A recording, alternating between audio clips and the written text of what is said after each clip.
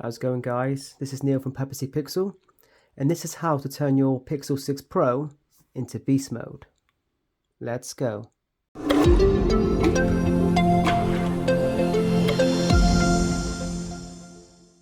Okay guys, so let's get into it.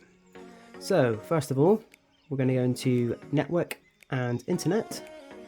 In here we're going to go to Sims, scroll down here, we're going to go to preferred network. Obviously I've turned off 5G because obviously it's a battery drainer. I don't really get 5G in my area anyway, so it's not really a big loss, but it's important to turn it off to obviously save battery, so it just turns off the modem, which is what I've done. Scrolling down, that's totally fine. Coming out here, we're going to connected devices. Now in here I turn off Bluetooth. I've kept NSE on. I've turned off printing because I don't use a printer.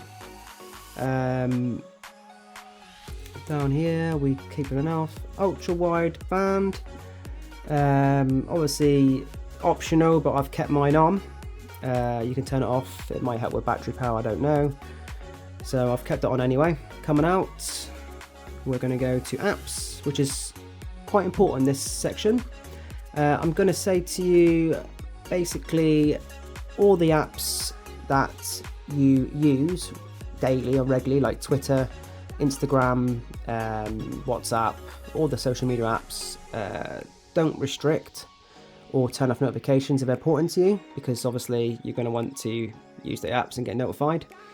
For me, I've turned off quite a lot of apps, including Gmail, because I find I'm getting loads of emails constantly and it's waking my phone up, and it's just gonna drain your battery really. So obviously what we should do really is go into notifications, turn all notifications off.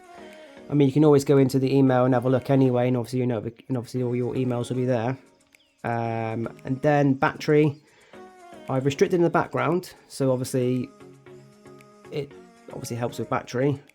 So I was going to say to you to restrict every single app that's possible to you. I've literally gone through everything, all the Google ones that are not important to me, podcasts, that's all, literally every app, minus obviously the important one to me, which is WhatsApp and Telegram and Twitter. So we're coming out of here, coming back out, we're going to go to notifications. So notifications, again, which I already told you, if there's anything you missed out, you can always, these are my most recent, all apps, you can go in depth, turn every notification off that you don't want on. So that's another way of just turning notifications off. Coming out again, we're going to go into battery. Battery obviously is some of my restricted apps. It's not going to show all of it, but that's most of it. Adaptive charging off, that's nothing to do with battery life really. I mean, what it is, it's when you charge, obviously it kind of helps with longevity. Coming out again, we're going to go to sounds and vibrations. So in here I've turned off a lot of the sounds apart from the lock screen, which lets me know obviously when I've locked my phone. Coming out, haptics and vibrations, which is quite important. Obviously your phone's going to lose a lot of battery using the haptics. It kind of sucks that I've turned it off. Yes, I have. I enjoy the haptics and the UI in general, but I've turned it off just to test things out really, to see what kind of battery life I could get. But yeah, I mean, vibrations adds to the experience and haptics, but I think I've just turned it off just to help with battery life really. And like I said, I've seen some amazing results the last few days, so I've just kept it off. Anything else in here, I've pretty much left it as it is. We're going to go to display. I've turned adaptive battery off, adaptive brightness off. Simple reason, personally I think it sucks anyway. It never gets my environment right and what you know, whatever day it is, what time it is. I've kept it off, but not only that, obviously I've turned it off due to battery to turn off the sensors of the screen, which obviously helps. The next one, which is going to be quite important, is in the lock screen. We scroll down, wake screen for notifications. Obviously this setting is when you get a notification, your screen will wake up. It'll obviously keep waking up with every notification.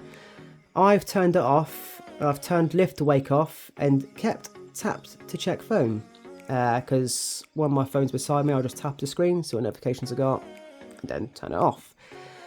I generally think this should help quite a lot with battery life, because obviously your phone screen's constantly going to wake up, and for me, I don't need to see my notifications all the time, constantly. If I want to check them, I'll check them. Coming out of here, dark theme, again, quite important. You know, obviously the benefits of dark mode is good, because obviously you'll save about 5-10% of battery life, they reckon. So I've kept dark theme on all the time. Little tip for you as well, obviously on your home screen, if you want to see, you know, more improved battery life as such, a dark wallpaper would always help. But I'm fine at the moment with my wallpaper, as you can see. I've changed it today, but I'm still seeing really great results. I'll just quickly show you what at my current day at the moment. I'm nearly hitting 3 hours screen on time, and I've got 75% battery, and that is insane. I'll be honest, it's crazy. So anyway, yeah, so you're going to see really good results if you stick to these settings, if battery life is important to you.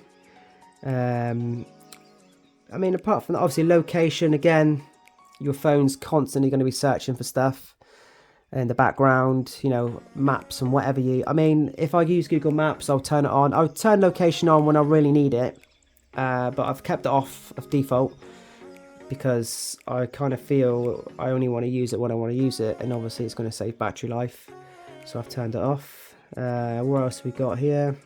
We're going to go down. System's going to check a few little bits, gestures on the road. Yeah, that's the way we kept it off, and yeah, that's pretty much it. Yeah, you know, obviously let me know your results on the comments. Please like and subscribe to the channel, and I'll see you next time. Goodbye.